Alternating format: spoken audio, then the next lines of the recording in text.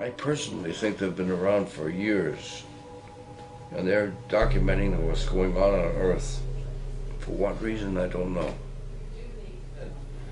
And when I came in on this thing, I had my trigger depressed, ready to shoot, and it just took off. But I knew now, like I said, that this was not an ordinary airplane. This is something far beyond anything we're on, even on the drawing board. Mach 10. No way. I'm sure that the Russians have incidents like this, and I'm sure that others. I know that have been reported from Peru and Argentina and other countries, and even Iran had one that they talked about. So you know this is too universal to be a singular incident. This is just one of many. If there is a reason for closing it and putting it secret, it's because they're afraid that people will panic, because they're afraid of aliens and the War of the Worlds and things like that. I don't think that's the case, because I don't see any hostile intent in anything they've done so far. Britain's Ministry of Defense has released 4,500 declassified pages of UFO sightings in British airspace. Beginning on page 295, the Milton Torres order to shoot down a UFO is finally verified after 52 years of silence. Retired Major Dr. Milton Torres, Ph.D., U.S. Air Force top jet fighter pilot, decorated Vietnam hero, and professor of civil engineering, is the only person in the world known to have been ordered to shoot down a UFO. This is his story. This is a model of my F-86D in England with all the same markings that I had in England, with the checkerboard squadron that was in with the Queen. And this was the 86D with the radome here, and the rocket pod is here, holding 24 rockets, and that's what I was supposed to shoot down the UFO with. And this is my favorite airplane. When I first came to Manston, the first thing we had to do was to, quote, transition to the new airplane. Well, I was already transitioned. I was trained at Perrin Air Force Base in Texas, which did nothing but train F-86D pilots. Okay, when I got there, we had everybody in the squadron had to get up to speed at the same level. We fired rocketry at Tripoli. We did all kinds of things. Once we finally knew what we were doing, so they say, they put us on alert. That we had to take a share of the alert. This is for the RAF and the USAF, depending on which airplanes were on duty. We would be on alert, waiting to be scrambled. Now the scrambles usually were nothing more than some airliner that was lost, or somebody up there that was in trouble, and they wanted us to come up and lead them in. That's usually what happened. When I got this scramble, this is a different story. We were at the end of the runway in our alert shack, waiting for a scramble order, and I got it. It was somewhere near midnight. I don't remember the exact time, but it was very close to midnight. I scrambled, we got into the airplane and took off. The minute I took off, I checked into the GCI site, which was given to me when I took off. And GCI advised me, pick up a heading of 120 and go gate, which I was already at gate, which means going to afterburner all the way. The soup was so thick, you couldn't see any lights, you couldn't see anything. It was a set of clouds that went from the ground up to 32,000 feet, and I couldn't see a thing. It was one of these pea soup fogs that they had in England at the time. And during these pea soup fogs, this is when they were burning coal mostly in England, and therefore the fogs were really tough. So anyway, the minute I got airborne, actually before I got airborne, they indicated this would be a hot fire measure. Hot fire? I turned and it says, you will be ordered to fire 24 rockets. Well, that's a very heavy order, the kind of order that you demand an authentication. So I picked up my little matrix and went through the authentication procedure, and I looked down and they gave me 2 letters. They said, yes, this is our problem. that means I have to fire. From that moment on, it was I didn't know what to hope. This was either a Russian or some aircraft that they wanted to shoot. Were you afraid that you were going to cause World War III? First, my first concern was, Jesus, this is the first shot of World War III.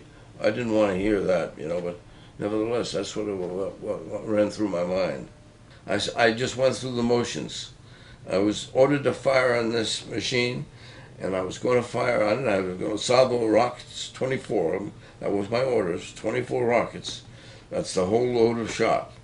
So, as far as I was concerned, that was my orders, and that's all I was going to do. And being a good fighter pilot, I thought anyway, I'm going to obey my orders.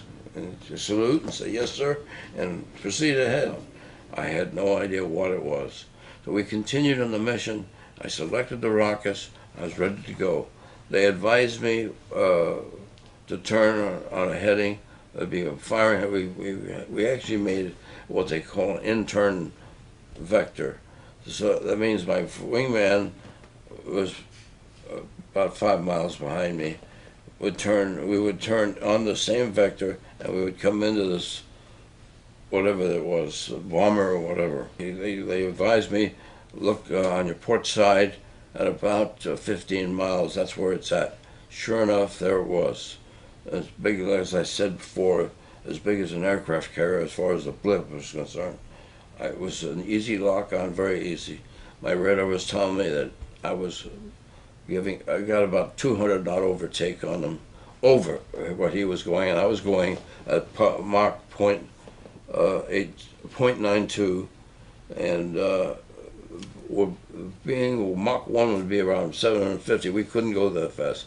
At any rate, I had a solid lock, and now came in the target, and it gives you a circle on the radar, and in that circle, they have another little circle, and it has the Jizzle band. The Jizzle band is the band you see on the radar when it goes round and round, except in our case it was held still because I was locked on.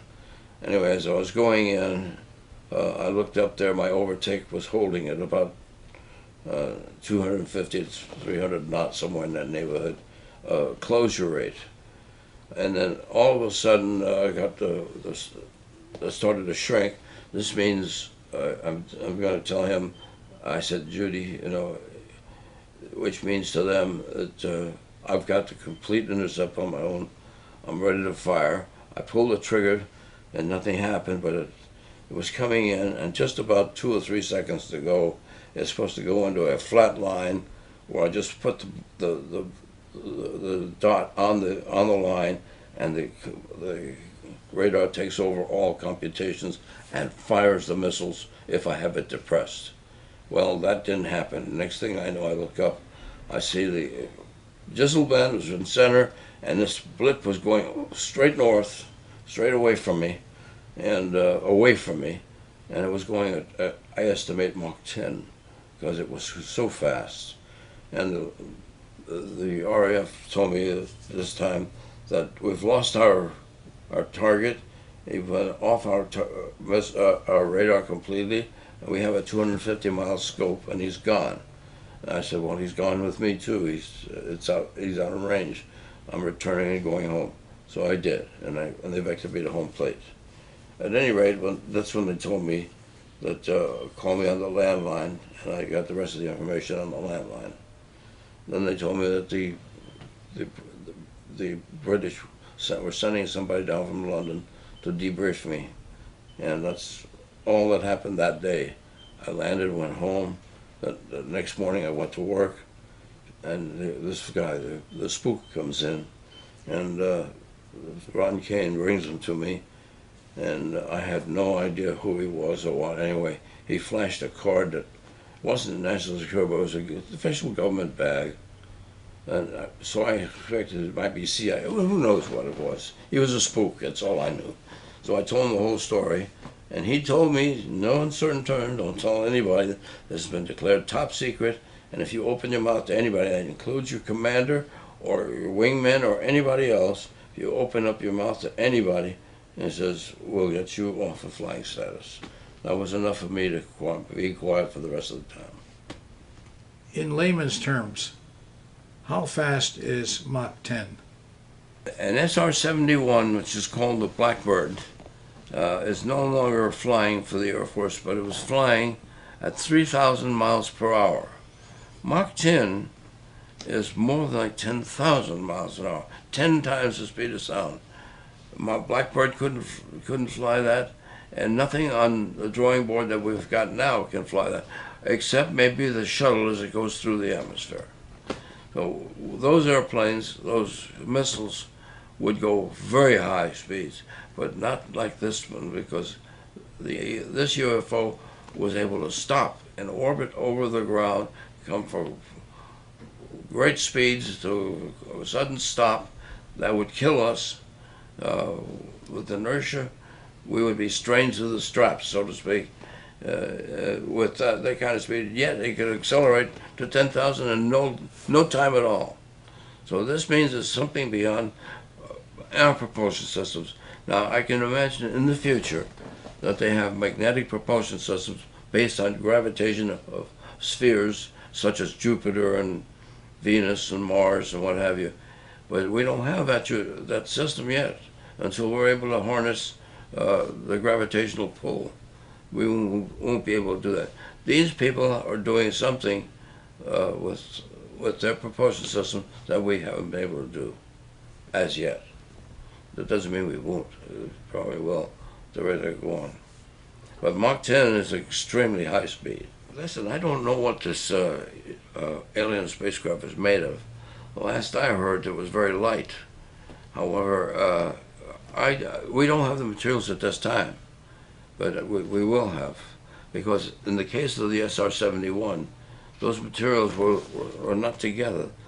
They would leak fuel all the time, and the only thing you had to do is turn the engines on, and then everything. When you go those speeds, those plates would seal itself, and that's beyond us, beyond anything we're doing yet, except for I don't know about Mach 10. I don't know what Mach they're going to be able to go to. I don't even guess anymore. But it means it takes a lot of good engineering.